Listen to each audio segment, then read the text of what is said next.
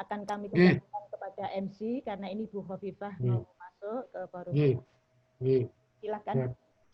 Ya, terima kasih Dr. Edi dan juga Bapak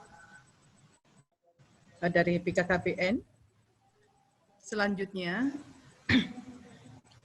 akan disampaikan keynote speaker Gubernur Jawa Timur selaku Ketua Umum Pimpinan Pusat Muslimat Nahdlatul Ulama, Ibu Hajah Khofifah Indar Parawansa, berkenan untuk menyampaikan.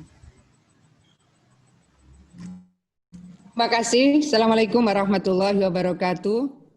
Bismillahirrahmanirrahim. Alhamdulillah wa astaghfirullah wa la hawla wa la quwata illa billah. Salatu wassalamu ala Rasulillah Sayyidina Muhammad ibni Abdillah. Amma ba'd. Para narasumber, Pak Teguh, Pak Dr. Edi yang saya hormati, jajaran PW Muslimat NU Jawa Timur semua yang saya hormati, para bunyai, pengasuh pondok pesantren, para guru, terutama di lingkungan TK Muslimat NU, RA dan PAUD Muslimat NU, seluruh pimpinan cabang, anak cabang ranting dan anak ranting. Saya punya slide beberapa yang sangat sederhana. Jikalau nanti mungkin berkenan untuk ngopi, silahkan. Besarannya mengikuti tema panitia, bagaimana peran keluarga dalam adaptasi kebiasaan baru bagi kita semua. Ibu semua yang saya hormati, mari kita lihat bagaimana gambar di atas dan kemudian gambar di bawah. Yang di atas orang bisa bersama-sama karena pada dasarnya manusia ini makhluk sosial. Tiba-tiba yang biasa memiliki soliditas, solidaritas yang kuat, seperti muslimat, biasa pengajian rame-rame. Nah, sekarang kita harus menjaga jarak. Kita sudah harus menyiapkan diri untuk melakukan pembiasaan di dalam berbagai kegiatan, aktivitas keseharian kita. Agak berat memang, tetapi bahwa selagi obat dan vaksin COVID-19 belum ditemukan, maka vaksin paling ampuh adalah kedisiplinan kita semua. Saya ingin menyampaikan ini pasti kita semua banyak yang barangkali menangis hati kita, keinginan kita apalagi kalau ada keluarga atau warga kita yang sudah di dalam peta pemberangkatan calon-calon tamu Allah, tiba-tiba kemudian seluruh dunia ini tidak jadi berangkat haji, dan kemudian yang semula oleh pemerintah Saudi disiapkan untuk 10.000 orang, terakhir dibatasi 1.000 orang. Kita bisa membandingkan antara yang di kanan dan yang di kiri. Yang dulu musim haji, jamaah haji sampai 2 juta. Hari ini hanya 1.000 orang. Inilah suasana yang harus kita hadapi, Bapak Ibu sekalian, bahwa ada yang mungkin secara psikologis siap, ada yang tidak. Ada yang secara sosial siap, ada yang tidak. Ada yang secara ekonomi siap, ada yang tidak. Mari kita lihat. Ini juga dulu Donald Trump dikenal tidak mau pakai masker, tapi akhirnya kemudian beliau juga mau menggunakan masker. Banyak di antara kita semua merasa menggunakan masker ini justru mengurangi akses oksigen. Tetapi bahwa menggunakan masker ini bagian dari cara kita melindungi diri kita terlindung, orang lain juga terlindung. Kemudian kita lihat bagaimana sesungguhnya kondisi hari ini saya ingin mengajak ibu-ibu muslimat. Ini kalau ada perkiraan 1 miliar anak di seluruh dunia, bahkan bisa lebih, yang kemudian terdampak penutupan sekolah akibat pandemi COVID-19. Kita tentu bisa membayangkan, jikalau ada proses belajar mengajar secara daring yang memiliki keuletan, ketelatenan, mendampingi murid-murid yang sekarang harus belajar di rumah, rata-rata adalah ibu. Ada ibu yang sudah agak jauh dari proses pembelajaran materi-materi bahan ajar tertentu, tapi ya tetap harus sabar mendampingi putra-putrinya. Pada kondisi seperti ini, kalau kita tidak mengambil hikmah, kita saling bisa lebih mengenali putra-putri kita, kita saling bisa memberikan dukungan putra-putri kita, maka yang ada adalah capek karena sang ibu harus mengikuti proses belajar mengajar yang mestinya itu sudah bisa dilakukan di sekolah. Hari ini ketika harus belajar dari rumah, harus ada orang tua yang mendampingi, dan sebagian besar yang melakukan adalah ibu-ibu yang mendampingi proses belajar mengajar putra-putrinya di rumah. Nah, hari ini masa pandemi belum selesai. Nah, artinya ibu-ibu harus tetap memantapkan pendidikan putra-putrinya di rumah. Apa yang mungkin kita bisa lakukan ketika dalam keadaan seperti sekarang, mungkin sholat jamaahnya bisa lebih lengkap. Karena putra-putri di rumah, proses belajar di rumah, sambil mengingatkan, oh mungkin anaknya sementara ini kalau mau menulis, ada yang lupa baca basmalah. Hari ini ibunya lah yang mengingatkan.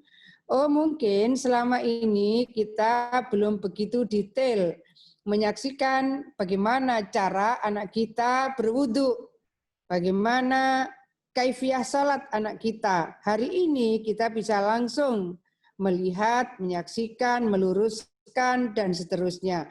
Mari kita bersama-sama mengambil hikmah yang kalau kita cari pasti akan sangat banyak. Dan itu akan menjadi sesuatu yang bisa memberikan ketenangan kita dan juga anak kita. Karena tentu kita bisa membayangkan anak-anak pagi tetap mandi, pakai baju sekolah, kemudian dia yang punya laptop, dia belajar di depan laptop. Yang tidak, dia belajar di depan handphone. Atau yang tidak, ada yang kemudian mencari warnet dan seterusnya. Nah, tentu anak-anak kita lebih senang kalau pakai seragam, bisa berlari-lari ke sekolah, ketemu temannya, dan seterusnya, dan seterusnya. Kita bisa melihat bagaimana sebetulnya temuan ini 69% masyarakat Indonesia mengalami masalah psikologis selama pandemi COVID. Lalu slide satunya kita bisa lihat, ada kemungkinan stunting dan obesitas anak menjadi naik saat pandemi. Kenapa stunting? Karena sangat mungkin kemudian gizi dan kalori yang diasup menjadi berkurang. Karena obesitas, mungkin di rumah jadi banyak ngemil dan seterusnya. Ini yang OB bukannya anak-anaknya, bisa saja ibu-ibunya juga OB misalnya. Nah sekarang bagaimana menghadapi masalah psikologis selama pandemi? Kalau misalnya kita biasa barangkali ada tradisi untuk berzikir, berwirid sambil duduk setelah sholat subuh atau tengah malam, kita sekarang bisa mengambil posisi ketika UV sudah mulai 3 atau 5, itu antara jam 8. Kita jalan. Sambil kita jalan, kita selesaikan wirid kita. Kadang-kadang saya diingatkan, Bu, sudah sekian putaran, sudah sekian putaran. Saya tetap saja jalan. Kenapa? Saya merasa wirid saya belum selesai. Jadi saya menyelesaikan wirid itu bukan karena putarannya berapa, ya karena menurut saya ini harus saya selesaikan. Kok rasanya ala bizikrillah tatmainnul qulub. Nah, Bagaimana kemudian kita membangun ketenangan hati kita dengan berzikir. Ini kan sebetulnya sudah bawaan ibu-ibu muslimat. Ala bizikrillahi tatmainnul qulub. Mari kita ini sebarkan. Dengan berzikir, insya Allah hati kita tenang. Kita sampaikan kepada komunitas kita masing-masing. Supaya yang mengalami masalah-masalah psikologis akan terobati. Karena kita mengajak mereka berzikir. Tentu juga harus memberikan solusi. Apakah kaitan dengan persoalan keluarga, soal ekonomi, sosial, dan seterusnya. Berikutnya adalah ibu-ibu bisa melakukan ini. Ibu rumah tangga sebetulnya bisa melakukan bisnis rumahan saat wabah COVID. Nah, ibu-ibu juga bisa menyiapkan, tidak tahu dengan format seperti apa, ternyata karya fashion dari ibu-ibu saat pandemi itu bisa bergerak begitu luasnya. Nah, saya melihat banyak sekali ibu-ibu muslimat yang juga memiliki bakat seperti ini. Kelemahannya mungkin adalah cara memotret produk kita sehingga orang punya bayangan kalau membeli secara online ini, dia tahu saya beli ini, bahan bakunya ini, harganya sekian, dan seterusnya. Ini yang memang harus dikuatkan oleh lingkungan muslimat. Bagaimana dulu saya ingat bahwa Hikmat Jawa Timur ini pernah melakukan pertemuan mengajarkan fotografi. Nah, sekarang bagaimana cara memotret barang supaya ketika barang ini diupload di dalam mungkin kita punya toko online gitu ya. Orang akan bisa melihat lebih terang produk yang kita tawarkan. Kalau memang ini menjadi satu kebutuhan, maka kita juga saya rasa bisa menyiapkan bagaimana pelatihan memotret produk. Pelatihan memotret produk sehingga produk yang ingin kita tawarkan itu memang memiliki daya tarik. Karena ada mungkin produknya bagus, fotonya burem. Nah, fotonya burem karena yang dipakai motret handphonenya jadul misalnya dan seterusnya. Ini kan butuh solusi. Jadi saya rasa ibu-ibu yang memiliki inovasi dan kreativitas luar biasa itu sebetulnya hari ini memang eranya era online. Bahkan Jack Ma yang punya Alibaba itu menyebut tahun 2030 kemungkinan perdagangan itu sudah 99% itu akan dilakukan secara online. Jadi hari ini kita harus siap-siap 10 tahun ke depan bagaimana sebetulnya UMKM-nya muslimat, bagaimana koperasinya muslimat, sehingga semua sudah harus beradaptasi dengan teknologi digital. Berikutnya adalah ini data terakhir di Pemprov, saya ingin menyampaikan kepada kita semua, ibu-ibu yang ada di Jawa Timur, sebetulnya yang seringkali terkonfirmasi lewat berita-berita, terutama pada saat diumumkan oleh gugus tugas, tertinggi kasus Jawa Timur, tertinggi kasus Jawa Timur. Saya ingin menyampaikan kasus di Jawa Timur memang tinggi. Tetapi yang sembuh juga sangat tertinggi. Sangat tertinggi itu berarti tinggi banget gitu. Artinya dari seluruh provinsi, maka kesembuhan pasien COVID-19 di Jawa Timur ini tertinggi. Dari prosentasi secara nasional itu juga lebih tinggi dari rata-rata nasional, prosentasenya. Ini sudah kira-kira 10 hari terakhir, kesembuhan di Jawa Timur sudah melebihi rata-rata nasional. Sekarang saya ingin mengajak kepada kita semua, bisa di Zoom ini full screen, bisa? Ini adalah data kesembuhan pasien di seluruh provinsi, saya mengambilnya di Jawa. Mari kita melihat bahwa kasus Jawa Timur ini memang tinggi sekali, 23.412.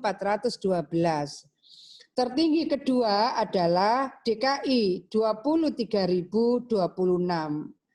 Tapi mari kita lihat kesembuhan di Jawa Timur 15.877. Sementara DKI 14.000 sekian, tapi mari kita lihat kesembuhan di Jawa Tengah itu 5.900 sekian. Di Jawa Barat 4.200 sekian.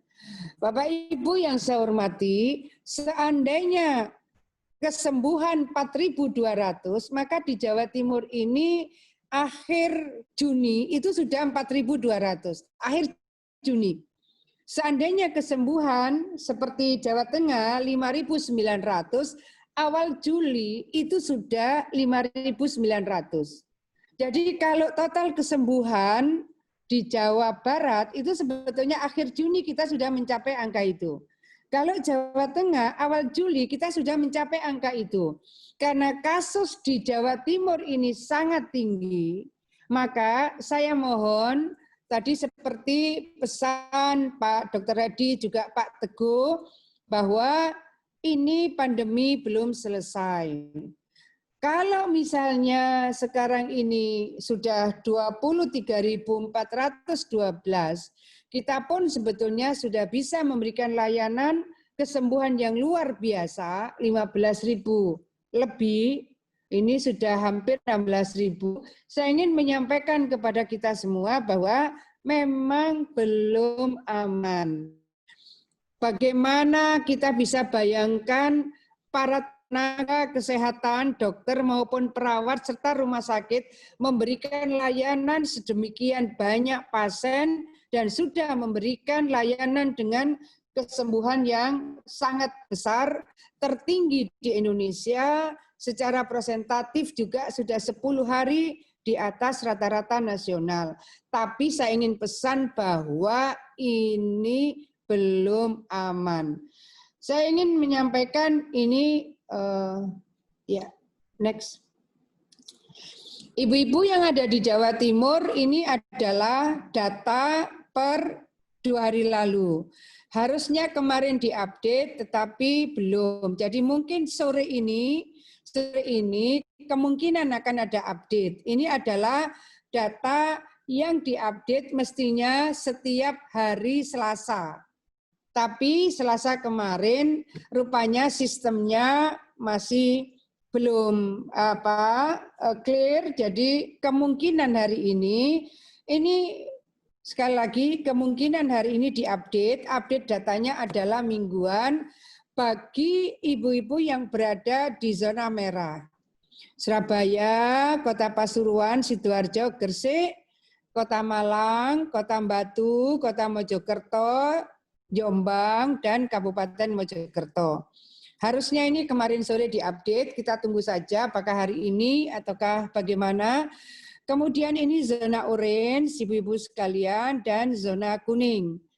Dulu pernah ada zona hijau di Kota Madiun, tapi kemudian ada kasus baru, jadilah kemudian tidak hijau lagi.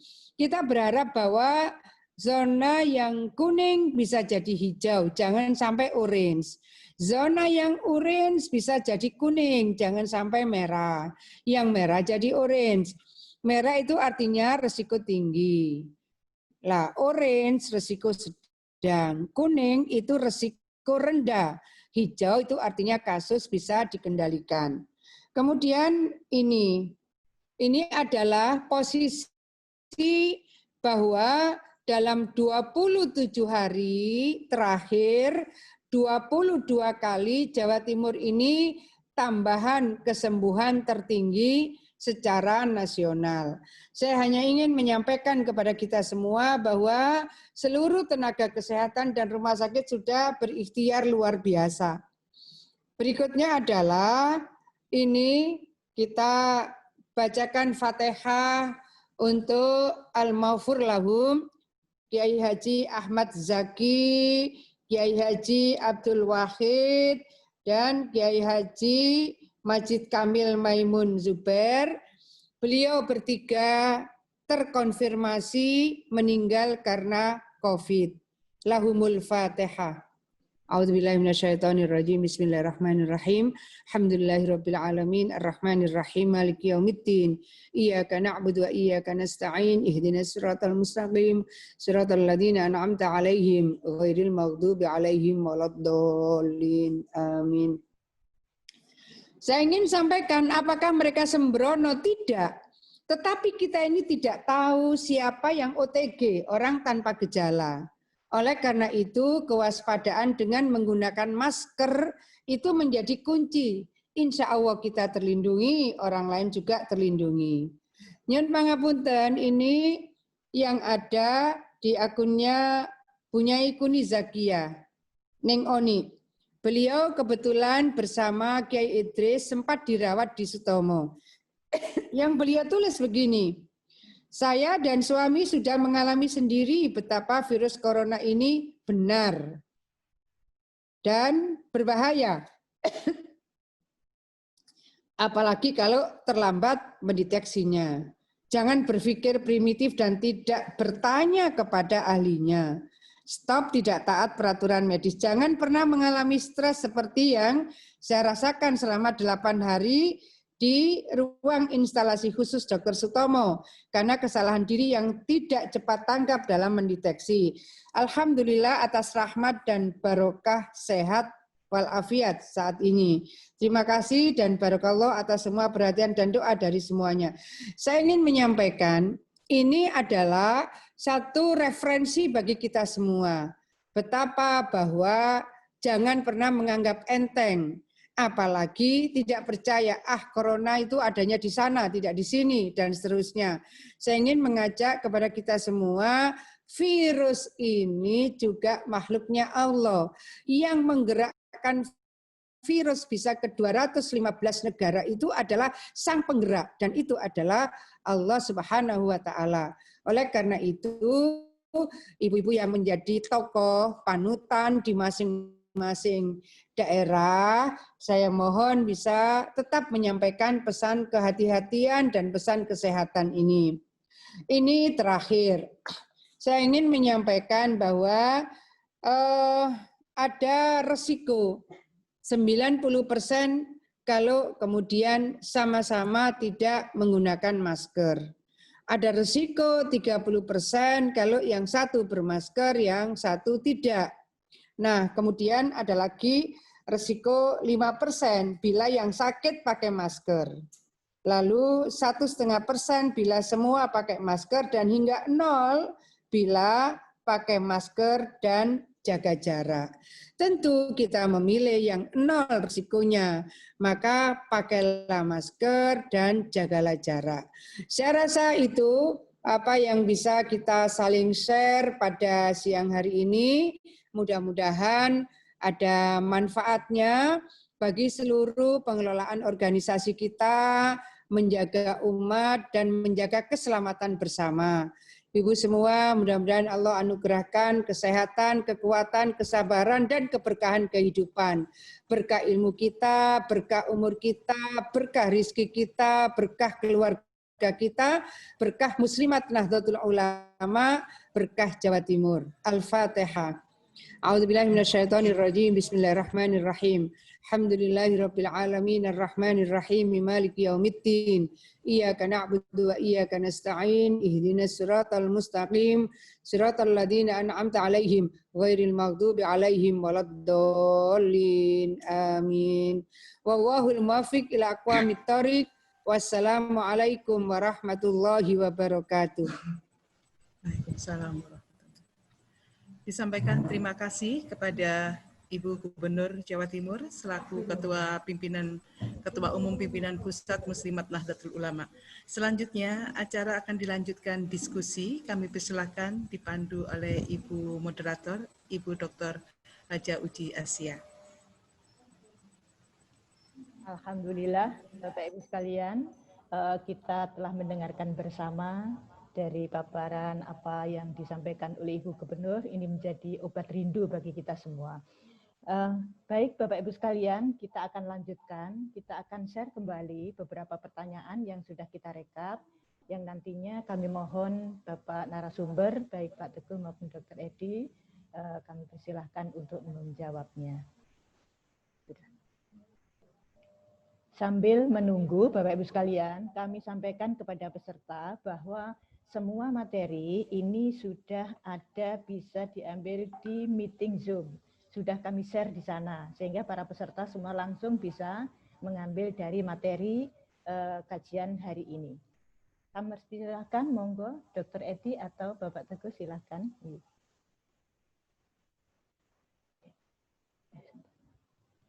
Bapak Ibu sekalian, alhamdulillah ini ada, jika Ibu Gubernur berkenan, ya, karena ini rindu sekali, ini dari ibu-ibu muslimat di seluruh Jawa Timur, dan juga para peserta yang juga dari luar Jawa, ini pada hadir bergabung di webinar ini. Jika Ibu Gubernur masih berkenan waktu untuk ada tanya jawab, kami akan sampaikan kepada para peserta.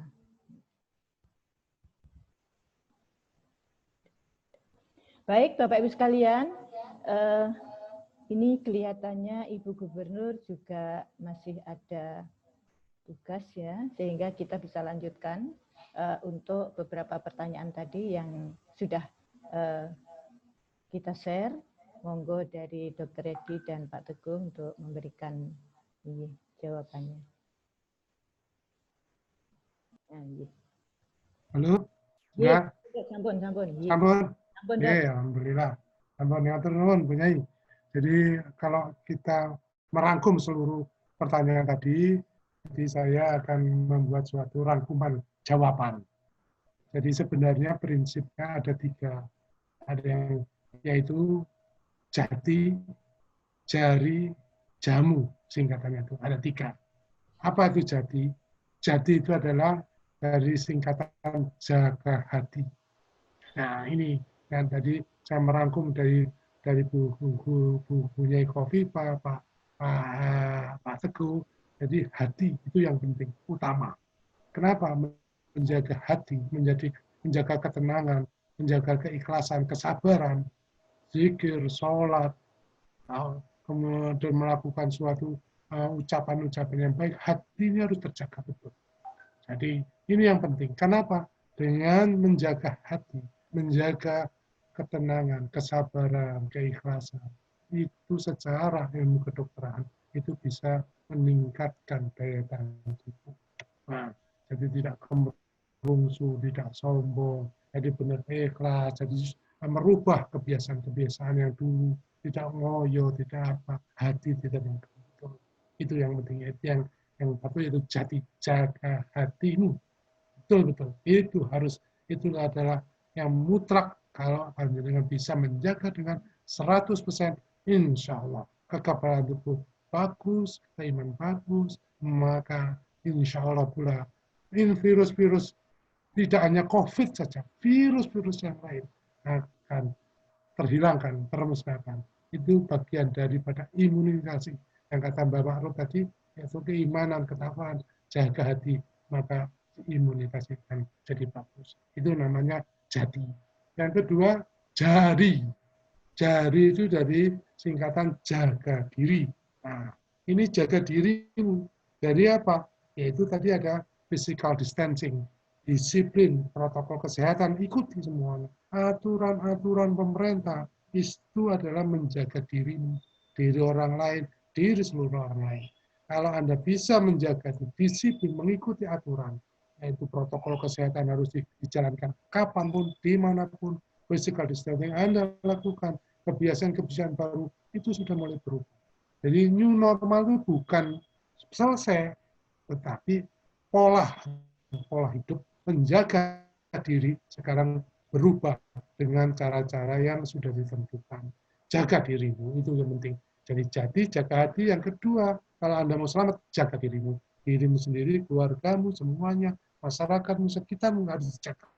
Kalau dengan sama-sama menjaga diri, insya Allah, masalah ini akan selesai dengan cepat.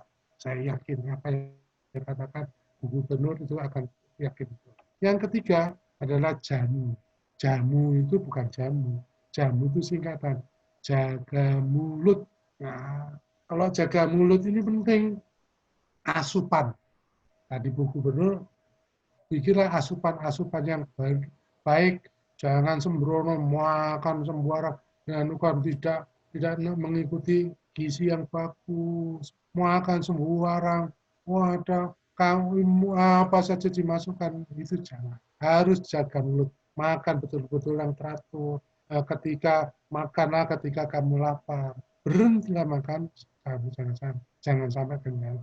Minuman, makanan, ya kalau bisa makan yang bergizi, makanannya halal, ya makanan betul-betul yang benar, yang tidak aja bersih, halal, ya itu penting itu. Jaga mulut. Kalau jaga mulut itu Anda bisa lakukan, jaga hati, jaga diri, jaga mulut, ya itu akan bisa menyelesaikan. Jaga mulutmu.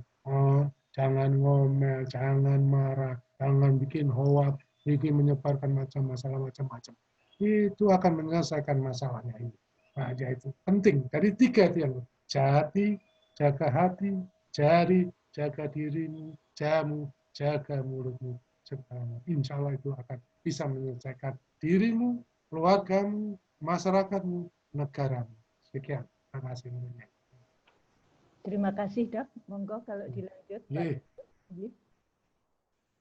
Baik, Ibu-Ibu sekalian, sambil nunggu dari Bapak narasumber yang pertama, sekali lagi kami sampaikan bahwa materi dari kegiatan ini, webinar ini, sudah ada di chat box Zoom meeting. Bapak Ibu sekaligus bisa langsung mengambilnya itu dari 2 materi tadi, juga dari Ibu Gubernur.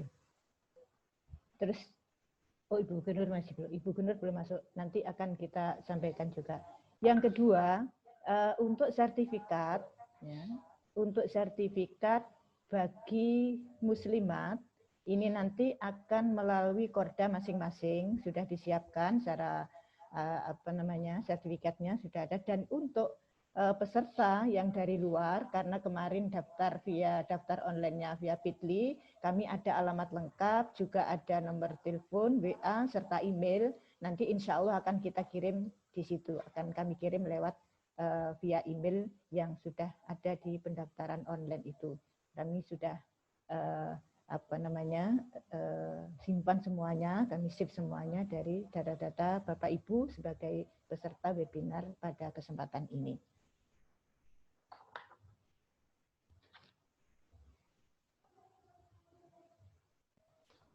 Monggo Bapak Teguh. Izin. Dr. Edi, Dr. Edi, kayaknya Pak Teguh sudah live katanya. Gini, Bu Nyai. Ya, dengar Bu Nyai? Bisa Bu Nyai? Ya, jadi gini Bu Nyai. Jadi kami Satgas PWNU, kebetulan kami sangat koordinasi sama Bu Nyai Mas Ruro, sama Bu Mariam, kami punya suatu sistem. Jadi kita sudah bangun yang dikatakan Bukoviva itu. Jadi kita sudah punya, nanti setelah ini ada RTL, rencana tindak lanjutnya itu apa. Harus dicegaskan agar apa yang diinginkan oleh warga NU semuanya itu bisa kita tindak lanjuti.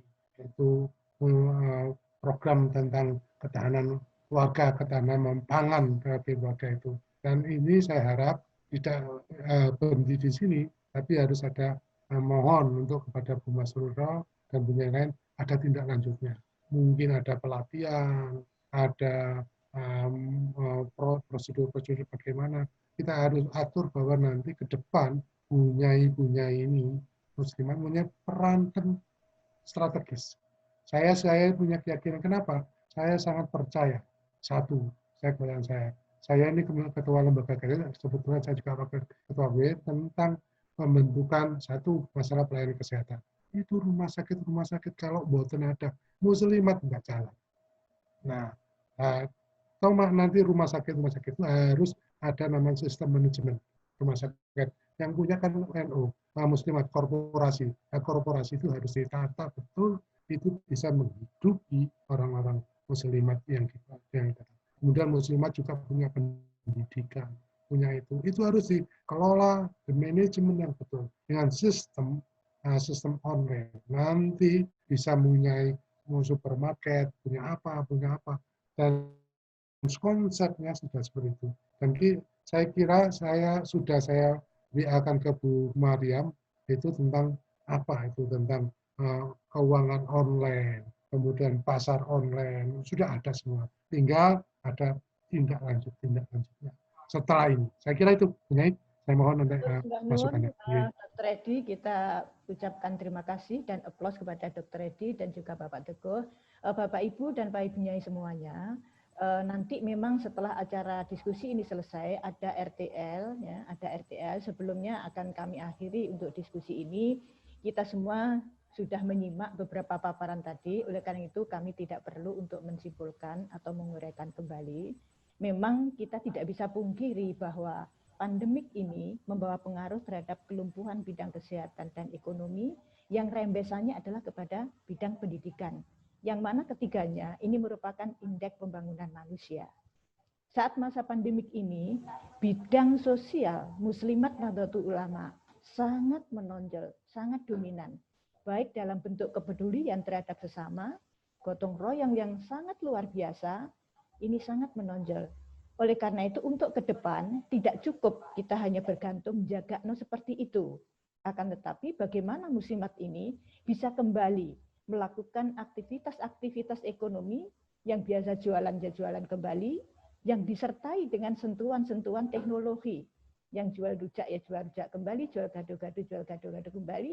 Bahkan ya, saat ini sudah pakai medsos, pakai internet, sehingga dalam menawarkannya lebih mudah dan lebih efektif dan efisien karena tidak ada sisa makanan yang mubazir karena berdasarkan pesanan. Semuanya ini adalah bermuara di bidang dakwah. Sebagai media untuk menyapa umat, corong komunikasi terhadap umat untuk dapat melaksanakan suatu tindakan di berbagai bidang yang tetap berada dalam jalur Ahlus Sunnah wal Jamaah An-Nahdliyah serta mematuhi protokol kesehatan. Webinar ini tidak berhenti hanya di sini, tetapi akan disertai rencana tindak lanjut, baik di tingkat PW maupun action di tingkat cabang. Juga tidak hanya berhenti di 4 bidang ini, namun ke depan akan disambung dengan bidang yang lain, termasuk bidang ekonomi, ketenagakerjaan, dan seterusnya. Semoga Allah Subhanahu wa Ta'ala melimpahkan rahmat-Nya dan memudahkan langkah kita semuanya, dan kita mendapat karunia umur yang barokah dan manfaat. Amin ya robbal alamin. Kita kasih aplaus untuk para narasumber. Terima kasih. Jazakumullahu khairul jaza. Melihat danau tidak lupa musyahadah. Di balik keindahannya memancarkan cahaya pencipta. Muslimat NU tak kenal kamus menyerah dalam menghadapi wabah. Karena di balik wabah niscaya tersembunyi hikmah. Buah jeruk tumbuh lebat di hutan belantara. Pohon pinus terpadamkan dari amukan api panas. Dalam situasi terpuruk, semangat muslimat NU tetap membara. Takkan haus kena hujan dan takkan lekang kena panas. Wallahul muwaffiq ila aqwamit thoriq. Wassalamualaikum warahmatullahi wabarakatuh. Kami kembalikan kepada MC. Waalaikumsalam warahmatullahi wabarakatuh. Terima kasih luar biasa Bu Uci dengan pantunnya juga. Ya siang-siang begini ya, dengan pantunnya tambah semangat untuk muslimat ke depan.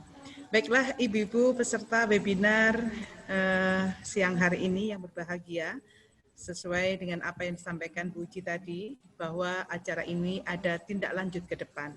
Maka rencana tindak lanjut ini akan dipandu oleh Sekretaris PW Muslimat NU Jawa Timur, Ibu Hajah Maryam Baharudin, Sarjana Hukum. Kami silakan.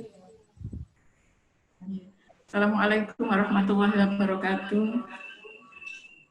Ibu-ibu yang kami hormati, seperti yang disampaikan oleh moderator bahwa acara ini kita lanjutkan dengan rencana tindak lanjut yang nantinya akan kita lakukan.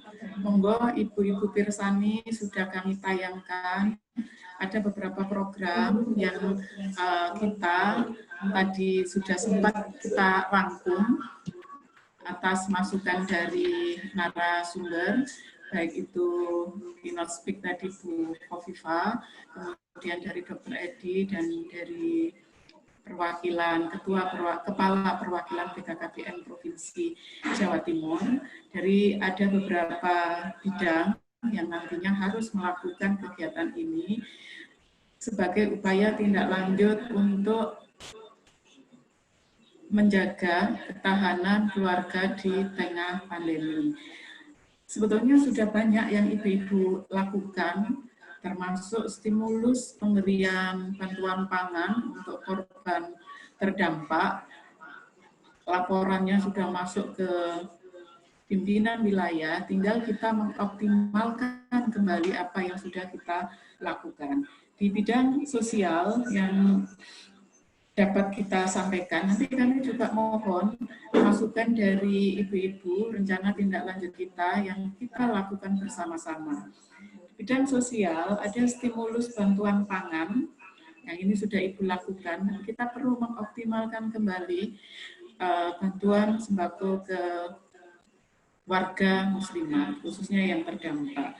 Membangun ketahanan pangan, yang nanti kita bisa bekerja sama dengan Dinas Pertanian, Dinas Peternakan, yang harus kita optimalkan lagi kerjasama kita, termasuk memanfaatkan lahan yang ada di sekitar ibu-ibu, ya lahan yang sempit, apalagi lahannya yang besar. Ini ibu-ibu ini lahannya lebar-lebar, halaman rumahnya, kecuali halaman rumah saya sangat sempit sekali. Nah, kemudian ada beberapa bentuk kegiatan, termasuk kita sosial ini, KIE, kepesertaan KB. Di era pandemi ini, yang seperti disampaikan oleh Kepala Perwakilan BKKBN, meningkatnya ibu hamil. Nah, ini pasangan baru kah? Atau ini yang mau nambah anak lagi? Nah, kita ikutkan optimalkan layanan muslimat ini, bagaimana kita galakkan kembali, kita tingkatkan KIE muslimat agar kepesertaan KB ini meningkat. Setidaknya angka drop out-nya itu menurun. Meskipun kecil angka drop out-nya, tapi kita bisa memaksimalkan kembali. Dan program Tribina yang sudah dilakukan oleh PC Muslimat NU Sejatim, tadi kalangan remaja, baik Bina Keluarga Balita, Bina Keluarga Remaja, dan Bina Keluarga Lansia, kita optimalkan kembali. Dan dalam bidang layanan pendidikan, kita tahu ada PC yang sudah kangen sekali berkumpul, dan ada kegiatan-kegiatan yang mengumpulkan anak-anak secara sembunyi-sembunyi atau secara tertutup, itu juga dilakukan. Tapi mari kita dalam masa pandemi ini optimalisasi layanan pendidikan di lingkungan muslimah seperti apa. Nanti kita di RTL-nya seperti apa. Kalau toh layanan pendidikan PAUD harus dibuka, protokolnya seperti apa agar tidak menambah angka COVID-19 yang ada di Jawa Timur. Kita hijaukan Jawa Timur dengan kita mematuhi protokol kesehatan itu di layanan pendidikan kita. Nah, ini ada rencana tindak lanjut yang bisa nanti kita lakukan. Bidang kesehatan, ibu-ibu sudah mempunyai grup KIE di masing-masing kota kabupaten yang kita pandu, kita dampingi di YKM. Itu KIE terkait pandemi, protokol kesehatan, fikih pandemi. Nanti juga kita akan tambah lagi pedoman di era new normal. Berikutnya di bidang naker dan ekonomi. Banyak yang disampaikan oleh Bu Khofifah tadi terkait dengan pemberdayaan ekonomi warga muslimat. Ini sangat terdampak.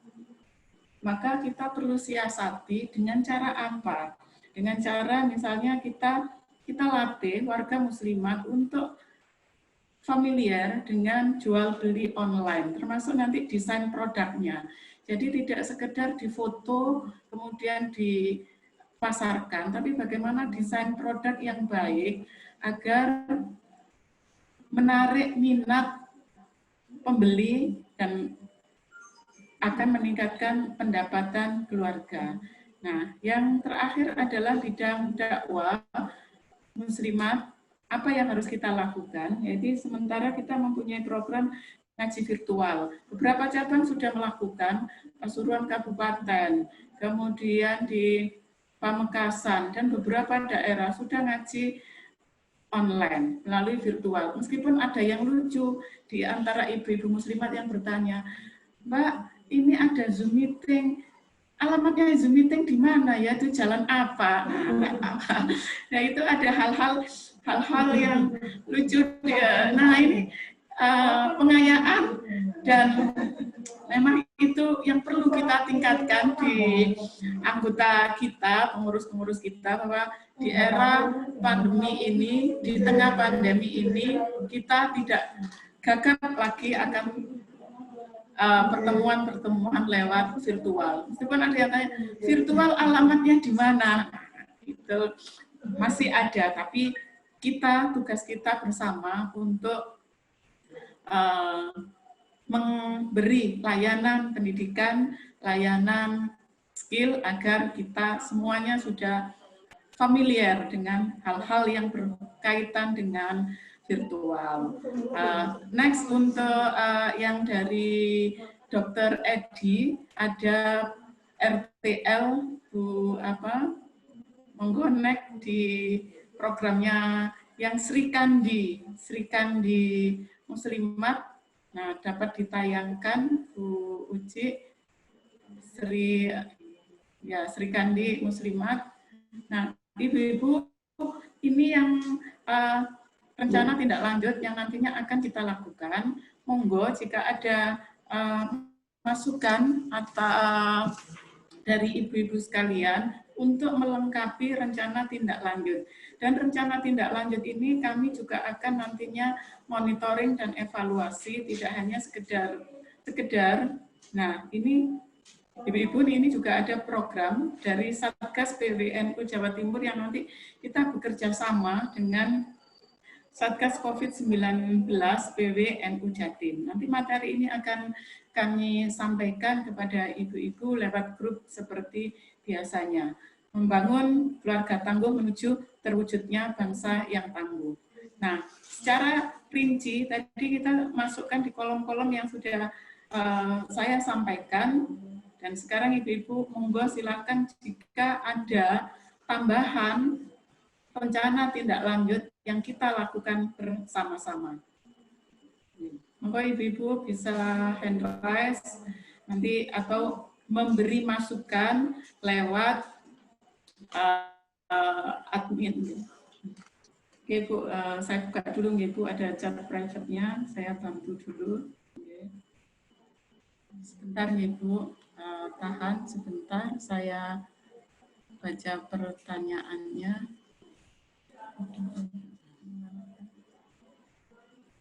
Oke, jadi ini ada, nanti kita masukkan di kawasan program tadi yang dari dokter. Ya, Ibu, nanti kawasan Rumah Pangan Lestari akan kita masukkan sebagai program usulan yang sebagai langkah tindak lanjut bidang sosial Muslimat NU Jawa Timur yang akan ditindaklanjuti juga oleh PC Muslimat NU se-Jatim. Saya pikir cukup, nanti bisa kita rangkum rencana tindak lanjut, kita masukkan di form atau di kerangka rencana tindak lanjut yang sudah kita buat. Selanjutnya pertemuan ini, webinar ini tidak hanya sekali, tapi masing-masing akan kita lakukan. Ibu-ibu sekalian, sekelas info nanti bila ibu-ibu akan mengadakan Zoom meeting atau webinar di PC-nya, bisa menggunakan link kita.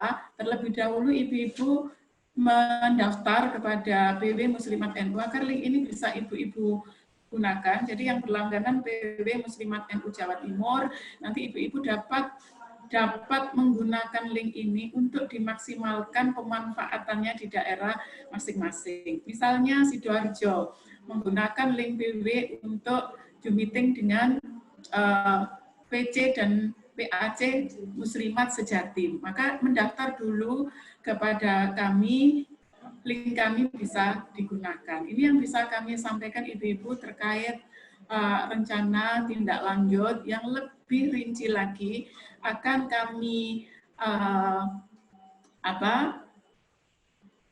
akan webinar kembali dalam bulan Agustus. Yang sudah ada rencananya adalah bidang pendidikan. Di minggu ketiga kita akan berjumpa kembali. Terima kasih. Selamat melaksanakan tugas. Nanti kita bersama-sama menindaklanjuti pertemuan pada siang hari ini, baik itu dengan Satgas COVID-19 PWNU Jatim dan BKKBN Provinsi Jawa Timur. Matur nuwun, wallahul muwaffiq ila aqwamit thoriq. Wassalamualaikum warahmatullahi wabarakatuh. Terima kasih Ibu Maryam Baharudin yang telah menyampaikan rencana tindak lanjut dari acara ini.